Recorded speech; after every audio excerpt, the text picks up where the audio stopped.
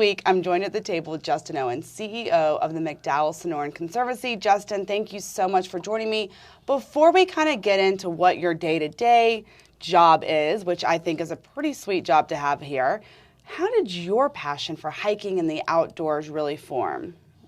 I grew up in the rural Midwest, so Kansas. Ooh, not many mountains in Kansas, I will say that. Not many mountains, but tons of forests and rivers. Okay. And we grew up on about 20 acres along a riverbank, and I spent pretty much all of my time outside as a kid. I love it. Running around in nature, falling in love with it, all the way through Cub Scouts and Boy Scouts, and camping and being outdoors was pretty much my whole life. Splashing in the river. I used to love doing, throwing the flat rocks and making the river bounce down. I too kind of grew up like that. I grew up in Georgia, so we too, mountains, tons. I would spend hours in my woods, I've learned to have to say brush out here. There are no woods, which I've been corrected many a times. But same thing. For hours. My dad would have to whistle for us to come back in the house at the end of the day. So I love that.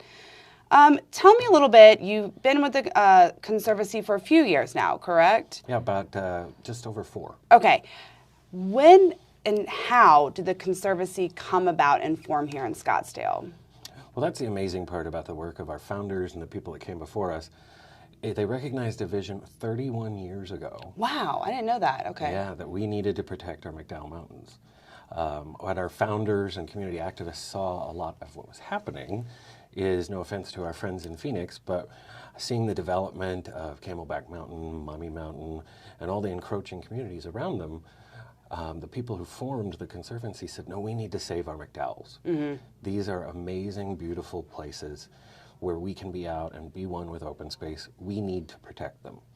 And ultimately, it took a few years of lobbying the city to even be supportive of it. Wow. A lot of people don't realize the McDowell Sonoran Preserve is the largest urban preserve in North America. I did not know that. Yeah, it's crazy. People don't realize it, and they say, well, how's that possible? Because there's so many open spaces. And I said, well, that's one of the clear things we define. So an urban preserve is something attached to a city. Okay. Something that you can walk to. If you look at our neighbors up to the north, Tonto National Forest, it's 3 million acres. But it's in a rural area. You have to travel to it. Very true, okay. So people say, well, how can Scottsdale do that? How does it have the largest? And a lot of the times we joke because no other city is crazy enough to do it. And when we look at it and people say, well, what do you mean? Give me a little more on that. Well, the preserve is 26% of the city of Scottsdale. That's a lot. Yeah, most people don't realize how expansive it is. It's bigger than the city of San Francisco. It's bigger than the city of Miami. It's bigger than the city of Tempe, even here. And the reason it was possible was because a lot of people say our tourism is great here. Tourism is the reason the preserve exists. No other city has been able to do this because they can't afford to. Because once land is preserved, they can't generate revenue. Okay. And that's how cities survive, is sales tax, property tax, all those things from developed areas. But because 40% of Scottsdale's taxes comes from non-residents, aka tourism, that it's because of tourism this place was possible. Otherwise, it'd be another 15,000 homes. Oh my, I did not know that. Well, I definitely do not want 15. Well, I kind of want the homes, but not in the preserve because I need a new home. I live here in the McDowell Mountains. It's in my backyard. I will sit there and just stare, and every day is the same view, but it looks different, right? It really is just natural beauty, and I absorb it all. How much land does the Conservancy operate? Are there plans for expansion? I know it's kind of in the talks a little bit, right? Well, that's the other fun fact that sometimes people get confused on. So the city of Scottsdale owns the preserve. Okay. They're the ones that the voters voted to tax themselves, sales tax, Correct. to be able to pay for it. And then we have a master services agreement with the city to manage it with them. Okay. So we've got our amazing small staff. The city has just over 4 people that we work with in the preserve, but it's our 700 volunteers that really take care of the preserve and are able to work on the management of it and really preserving it. And it's sort of fun because if you think about it, which is probably where you heard the conversations about is it growing, is because it's a very expensive thing as well. So there are currently 2 sales taxes that pay for the preserve. One is for 0.2% and one is for 0.15. Now, one of the fun facts we like to talk to people about is they say, well, I pay 8.1% tax when I buy things. Well, a lot of people don't realize Scottsdale is only 1.75% of that. The rest of it's the state, the county, all the other entities. So when you think about the preserve tax is 0.35% of Scottsdale's 1.75, that's 20% of the sales taxes paid in Scottsdale go to the preserve. That's a lot. It's a lot. And it's a lot when you think of it financially, too, because by the time the second sales tax expires in 2034, it's estimated the city will have spent about $2.6 billion on the preserve. It's the city's single largest asset because of not only the price they paid for it, but also what the land is worth. The city has it on its books for about $6 billion. Okay.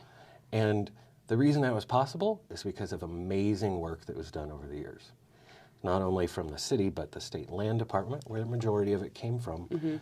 But back when that happened, the city was picking it up for $10,000 an acre, up to $30,000 an acre. Well, that's how they got to $30,600. Okay. And now, with what land prices are doing...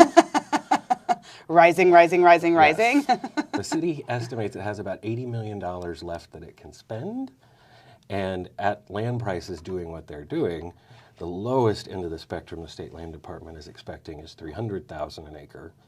Wow. And then when you think just 2 weeks ago, the state sold one of their largest parcels right off the 101 in Bell for $1 million an acre. Okay. So with that, if it grows, it's not going to be a lot. It's not with those prices. Yeah, so that's what the city council was talking about at the end of last year, was how much more land do we think we can get? Because there's about 3,400 acres left in the boundary that the city originally identified. Okay. But at those land values, that's maybe 100 to 200 acres. So the city council said finishing the land acquisition in what we call the recommended study boundary is the lowest priority. Okay. What they're working on right now, and will be working on over the next year and a half, is thinking about how they can go to the voters and say, okay, we now have this beautiful, amazing asset. We really need to focus on getting some money to maintain it, to take care of it, because the Conservancy does amazing work. Our volunteers, we have to do an audited statement for the city every year on all the labor that our volunteers contribute, and it's about $1.8 million a year. Of volunteer work. Yes, of labor the city'd have to pay for. Yeah. But there are also a lot of other expenses that come around with managing something that big. So we're working with the city right now to see how they can go back to the citizens and say, okay, our next priority is maintaining it. How do we do that? Do you think that we need to expand more? Do you think I know it's beauty we all want, but is it necessary? Do you think it's a good idea? We've identified through our scientific research a couple hundred acres left that would be environmentally sensitive enough that we'd want to preserve. Other than that, the city's done a great job prioritizing those areas, and then the remaining areas, because of urban interfaces and where they interact with public, aren't near as environmentally sensitive. Okay. As well, there's one thing to recall also, in that 3,400 acres, there's also some natural easements in there. So where washes are, areas that you couldn't develop even if you owned the land, from flood channels and things like that. So it's not to say all of that would be developed in the future, but we're working with the city to say, okay, if you can get some more, here's the most sensitive areas. This is what we recommend getting. Okay, that makes sense. Let's talk about some of that conservancy that you actually all do. Very much a research and science area. I want to hear more about what you all are learning, what you have learned over the 30 years that you've kind of been working with, and what is the future kind of telling us and holding for us right now. Yeah, so my background is in transitional leadership. So I've built a pretty successful, I think, career on coming into organizations or business units that are ready for that next step. Okay. And about 3 years ago, we started the transition from really being an internal-facing organization, and I define that by meaning taking care of the preserve, doing the research, working on our education programs to really benefit. Could you say that again? She's serious talking to you. To really benefit ourselves. So I'll use the example of our education programs were focused on volunteers had come up with a really amazing education idea and said, I want to learn more about it, and then ultimately taught more about it Okay. and really taught that to our volunteers so they could take care of the preserve. And where we've pivoted is how do we look at our education and science programs to not only take care of the preserve but benefit natural open spaces everywhere. Ah. So really looking at, a lot of people don't realize over 50% of our planet is arid or semi-arid environments. And it's the least researched environment in the world.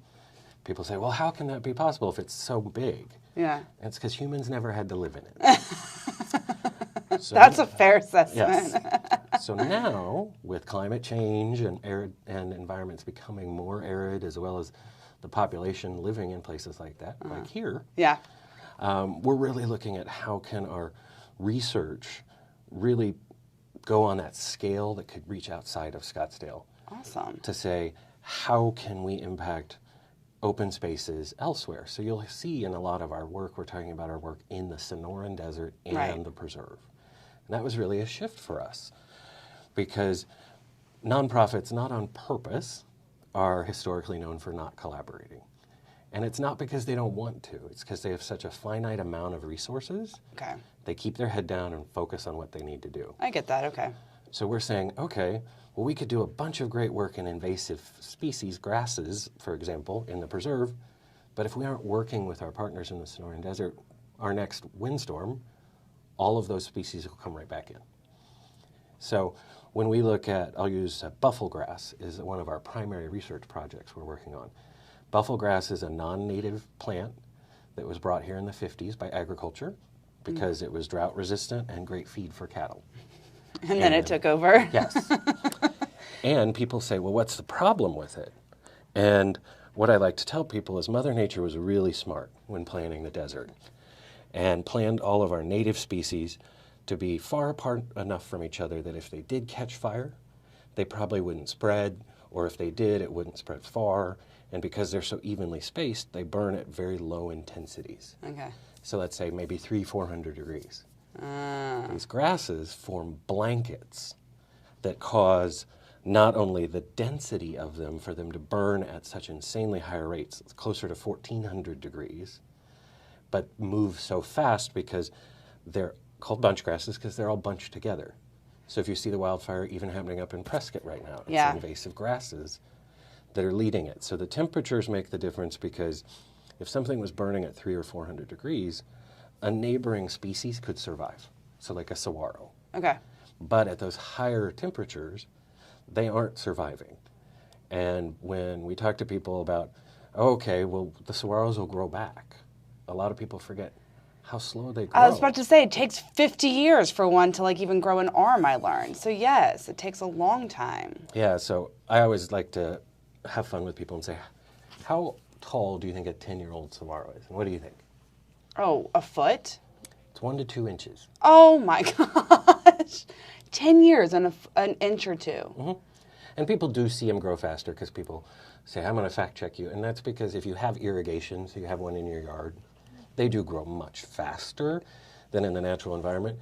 But if you think of a 25-foot saguaro that unfortunately didn't survive a wildfire, that was possibly over 100 years old. I mean, with the droughts that we've had the past couple of years when I'm out hiking and even in my neighborhood or on the trails and stuff like that, it is really sad to see one on the ground and it's like, oh, that thing has seen so much and it's just, I mean, it's just dead, you know, right there and stuff like that. So yeah, we're really using these to say not only how can we help the region, so how can we help people here dealing with some of the same issues, but then the impacts that it could have, that Scottsdale could make a difference not only across the Southwest, but I have dreams of us making differences across the world. And the best example we can give people is if you remember those wildfires in Australia a couple years ago. Yeah.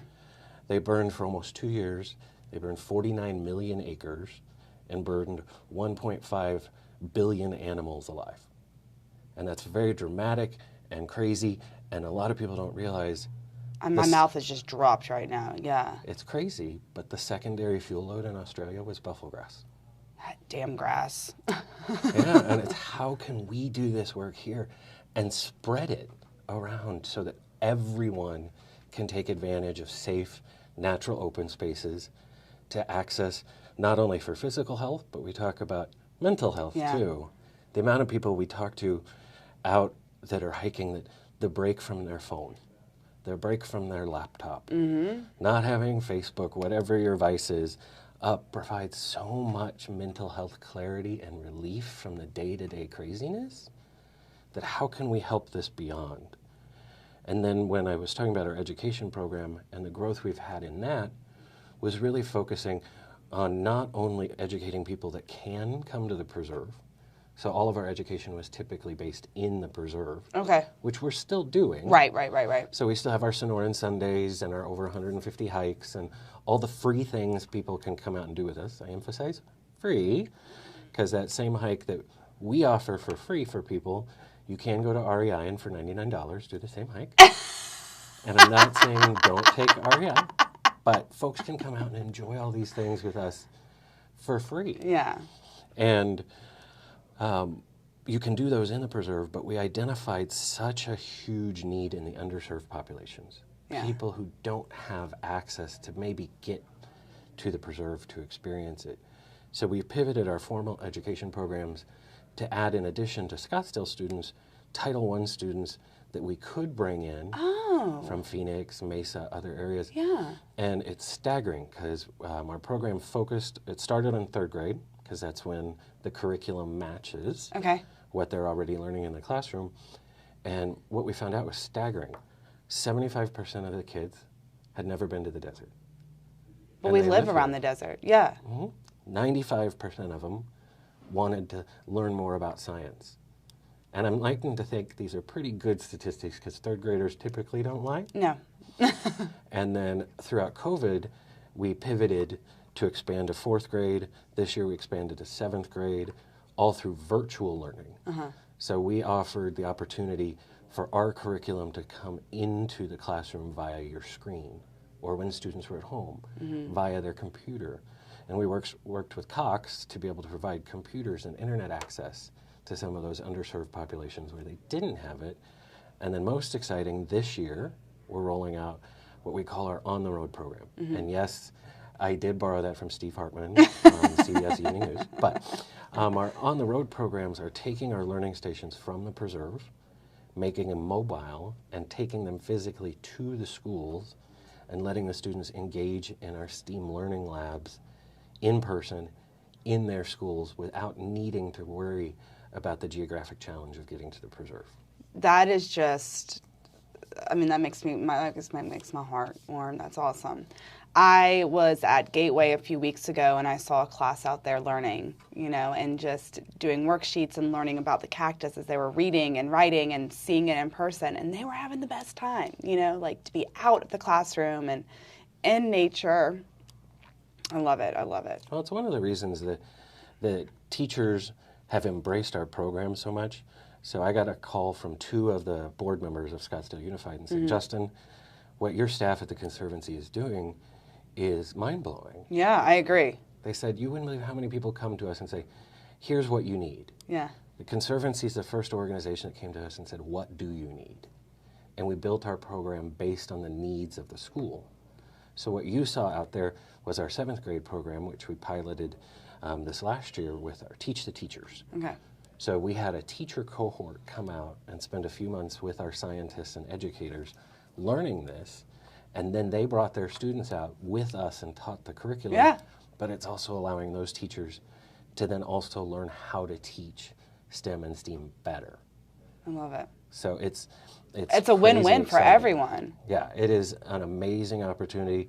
Our youth program went from just 4 years ago having 250 students come through to this year we'll have over 5,000 come through. Holy moly. It's crazy. And one of my donors, who gives me a hard time about it, but he says why he supports it is because most conservation organizations, because of being in a rural area or being out there, it's generally a bunch of older people that are carrying the torch. And one of the reasons he loves the work that we're doing is because we're introducing youth to it. We're introducing the generation that's going to take care of it after we're gone. You're not going to stay here forever, Justin? I wish. It's fun though, but it's the reality that a lot of people Agreed. think, even just using the McDowell Sonoran Preserve as an example, they think that it's permanently protected. And because it is part of the city's charter, it is very protected, and it would take moving mountains to unprotect it. But because the voters voted to protect it, they could ultimately change their mind 50, 60, 75 years from now. So if we make people still love it when they're young, still love it in this generation, it protects it into the future in a way that no law or vote could do. I love hearing that. I have 2 young kids, and whenever we have guests come visit us from out of state and stuff like that, my little 8-year-old is so proud to go out and tell everyone about the cactus and which one is which, and how to protect yourself from it and stuff like that. And so it's just being out, and it is that next generation will really even teach us, to continue on and love where you live. Well, yeah, and this summer we're launching our Conservation at Home program. So if you were getting any of our newsletters or getting any of our regular communications, up until this coming summer, a lot of it's based on how you can come out and get involved with us in the work we're doing. And we're going to pivot to all have a call to action in our communications of not only the things you can come out and help us do, but here's the things you can do. So even if it's just in your own backyard, I love it. Here is a difference in conservation and open space you can make wherever you're at. And connecting people to just natural open space. You talk about your kids are so proud. One of my previous board members relocated here from Los Angeles, and he credits the Conservancy and the Preserve for his family making such a difficult transition possible. Really? He had 3 girls, all ranging from 8 up to, I think, like 14. They moved here from Los Angeles. They were devastated because all their friends were back there. Of course. They're moving out into the middle of nowhere. I get it. All this craziness. And he 100% credits the time that him and his girls and his wife spent out together in the preserve without the electronic devices as the way they were able to re-engage as a family unit and work through the transition of moving out here. And it's like, that is so powerful in and of itself, of just what being outside, what making that difference. We try and educate as many people to get out as possible. There was a study that came out a couple years ago about the increasing demand and need for eyewear for youth. Yeah. And the research goes back to behind it, and people always say, oh, is it because they're staring at phones? I'd like to say yes, but it's not. During puberty, when you're growing up, being outside causes your eyes to dilate and mature as you're still growing up. And by kids not being outdoors, they're not experiencing the sun, and their eyes having to react in different ways, so they're needing glasses and contacts at much younger ages and in much more abundance. Oh, I'm so going to use that for my own kids. I do blame it on the screen time, which I guess you have to get outside to get off the screen time, so it's a little both. But yeah, but my son. But there's science behind it. I was going to say, my son, if I use the word science proves it, he'll listen. If it's like my opinion, obviously I'm a mom, I don't know shit. So. Well, and the fun part is you can also completely brag to them about how special it is they live here. Yeah. Because it's one of the other fun facts we like to talk to people about. It is world renowned that the Sonoran Desert is the most ecologically diverse desert in the world. And I talked to people who said when they moved out here, they pictured John Wayne, dust and tumbleweeds. And there are deserts like that. But the Sonoran Desert is the most biodiverse, and people say, why? How is that possible? What's different here? And we're the only desert in the world that has 2 heavy rainy seasons. Okay. So because of that, the biodiversity is abundant. And I'll give you an example. I had to go out and look at, I didn't have to, it was fun, but I went for work, to a research site in the Chihuahuan Desert, which is our friends in New Mexico and Colorado. And they have 1 rainy season. So the best example I use is you go outside right now and you see all those Palo Verde trees that are in bloom, all those amazing yellow flowers and these gorgeous trees. That are making me sneeze. And yes. Yep, got I've had my 2 allergy pills this morning. But in the Chihuahuan Desert, Palo Verdes are a bush. Oh! They're a shrub because really? there's not enough precipitation for them to mature into a tree. They're huge here. That's so funny. So that's our diversity. That's why we have saguaros.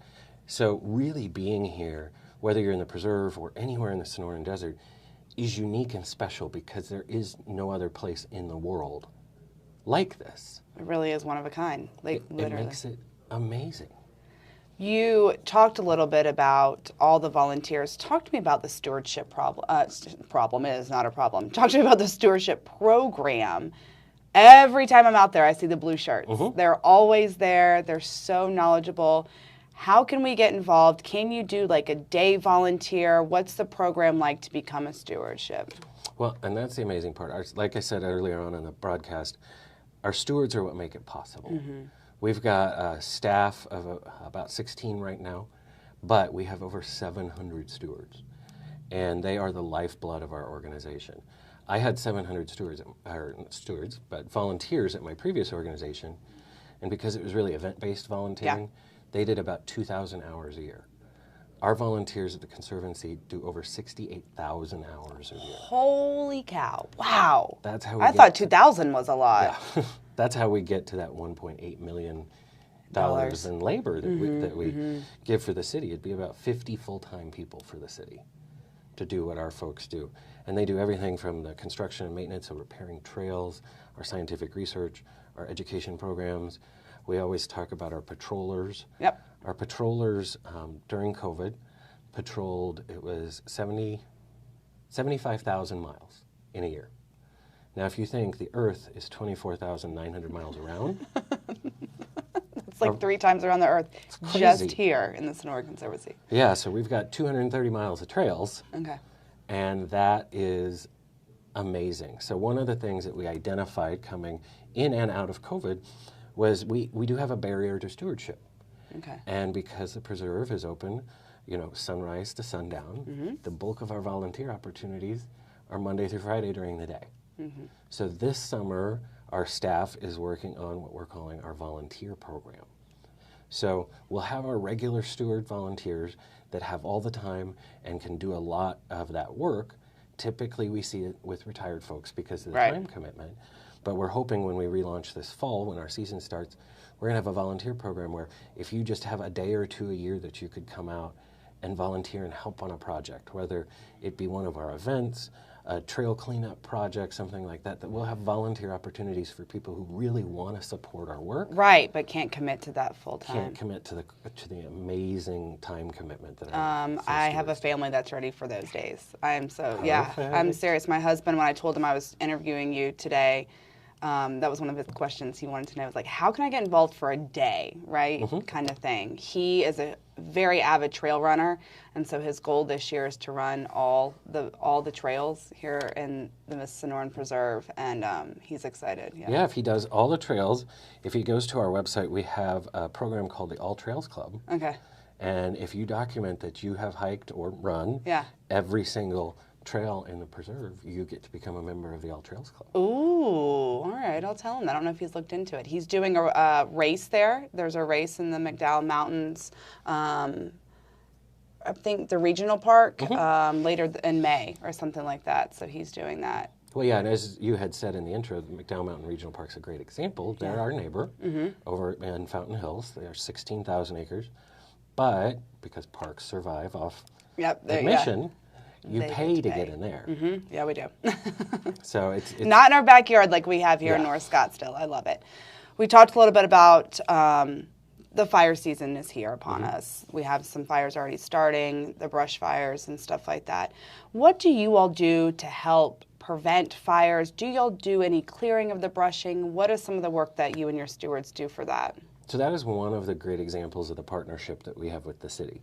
So our researchers and stewards monitor large invasive species and fire risk, what they call fuel load, breakouts in the preserve, as well as doing small removals. But starting this year, we're actually working with the city where they're bringing in contractors to do mass removals. Okay. So the fire department does an amazing job clearing around the urban abutments, so along Dynamite, Pima. The fire department and their brush crews do a great job because, believe it or not, a lot of fires, if you watch the news, are caused by vehicles. Yes, they are. They're man-made, yep. So the fire department does a great job doing the fire breaks around the urban interface, but this summer the city's working with a trail contractor to come in and do some mass removals. And then our stewards and scientists will monitor those removal sites, do any small removals for new outcroppings. But the city's doing its first large mass effort in fire mitigation this summer. That's awesome. Congrats. I love that. You can get rid of some snakes too while you're out there. I'm fine with that. See, and I know. I can't say because it's their house. It's their house. They're there. They eat everything that needs to be eaten. But I'm the kind of person that when I'm on the trails, if the wind hits a bush and it starts, oh, there's a snake in there, you know. But it's just the wind. I can make things up like that in my head all the time. Oh yeah, that's why this time of year when our snakes are thriving and out, it's their land, it's their house. I try to tell people, try and walk on the wider trails and walk in the middle. Yeah. Because rattlesnakes, it's one of the myths that we talk about the Sonoran Desert. They are only defensive. They are not offensive. Yeah. It's like they are only going to strike if they feel that their life is threatened. And unfortunately, sometimes that's caused by someone surprising them. Uh-huh. But you never have to worry about them chasing you because you're not prey. Okay. You're a little big for their snake stomachs. But the couple times we've had people that have had unfortunate encounters, a lot of times because they're too close to a bush that one's coiled under, and they startle it. We have a joke that if you're hiking or biking in a group, never be the third person. Okay. And it's always because the first one is the one that wakes it up. Mm-hmm. The second one is the one that makes it upset. So the third one is the one that they're... Thank you for that. I'm done. I will never be third, then I will be first or last. Before we leave, the heat is coming. Please take caution when you are going on the trails. I think it was last year, they're starting to close trails now at a certain temperature because to help really the firemen and women rescuing people, it's really difficult on them. Pets as well, don't take your pets out there. What else is going on to warn people?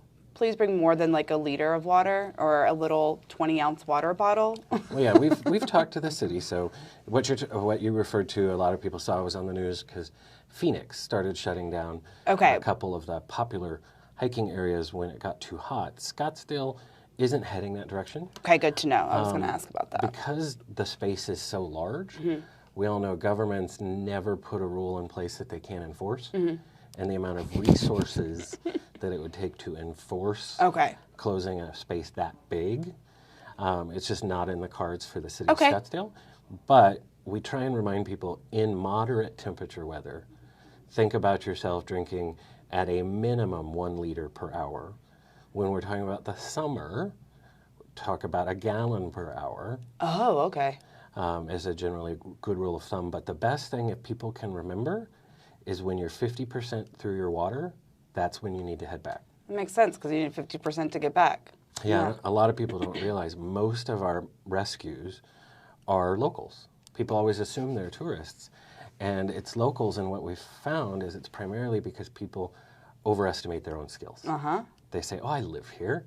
I could do it. I can do it. But the last thing you brought up, which is probably one that everyone forgets about, is your dogs. Yeah.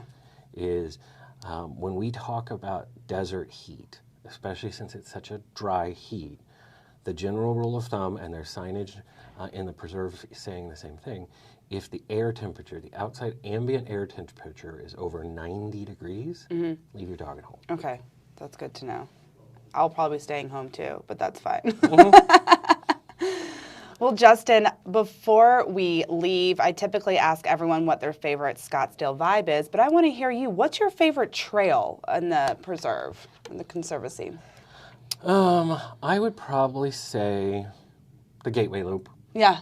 Primarily because it's moderate, it's nothing difficult. Everyone can get out and experience and have a great time. It is the one thing, since I've always been an avid outdoors person, I didn't realize how many people are intimidated by hiking, because just the concept of doing more than a half mile or something, it's just very intimidating. So if they come out and do the Gateway Loop, it's not overly difficult. It's not. It's a great way to experience and be outside and get some exercise without the opportunity to overexert yourself. Yeah.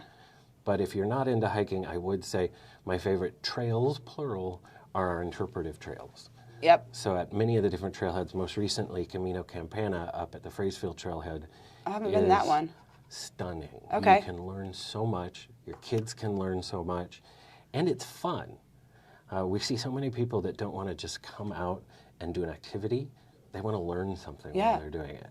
So one of the fun little quiche, it's our selfie area on the Camino Campana up at Fraysfield. So if you know the Arizona license plate with 4 peaks, we have a selfie station up there that is exactly placed with 4 peaks behind it. Okay. So you can take a picture inside the Arizona license plate and be there for real. I will have to go check that out. I haven't been to that one. And you know, I love that because even the Gateway has like a little 1-mile learning trail that you can do, and we'll go out and do that. I was out there and these visitors came from out of town. They had their grandmother with them, who was probably a little difficult, did not need to go do Gateway, but they did the little nature walk, that mile loop, and she loved it. I saw her at the end. She's like, I learned so much. I love that it is a learning opportunity for everyone, and don't be intimidated. Go out, enjoy the beautiful, beautiful backyard that we're so lucky to live in. And like you said, Justin, it really does help your mental health. Completely changes it. Yeah, and we let people know, even if you don't have the most accessible level of being outdoors, all of our interpretive trails, they are not ADA compliant. We're very clear. Yes. Because for ADA compliance, that's why you see a lot of parks with paved trails, because they have to ensure a certain grade. Correct, yeah. But all of our interpretive trails are accessible. So if you have mobility challenges or everything, we encourage you to go check those out. If anyone has any questions, wants to look anything up, they can always go to our website at McDowellSonoran.org and check out all the trails, check out the accessible areas, look for the interpretive areas. Our website really is a great resource.